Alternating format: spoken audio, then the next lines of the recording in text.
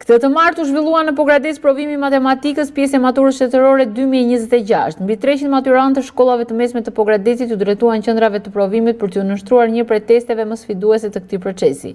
Provimi nisi në orën 10 dhe zgjati 2 orë e 30 minuta duke përfunduar në orën 12:30. Gjatë gjithë zhvillimit të tij u zbatuan rregulla strikte për garantimin e një procesi të rregullt dhe transparent. Nxënësit u paraqitën në kohën e përcaktuar, ndërsa administruesit monitoruan me kujdes zbatimin e të gjithë procedurave të përcaktuara nga Ministria e Arsimit. Matematika konsiderohet si një nga lëndët më të vështira për maturantët, pasi kërkon jo vetëm njohuri teorike, por dhe aftësi të mira logjike dhe praktike në zgjidhjen e ushtrimeve. Për këtë arsye, shumë nxënës e konsiderojnë këtë provim si një nga momentet më vendimtare të maturës shtetërore.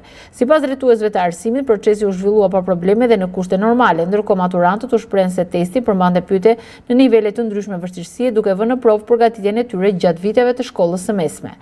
Provimi i matematikës është nga provimet më të rëndësishme të maturës shtetërore dhe përbën një hap të rëndësishëm drejt përfundimit të arsimit parauniversitar dhe vijimit të studimeve të larta.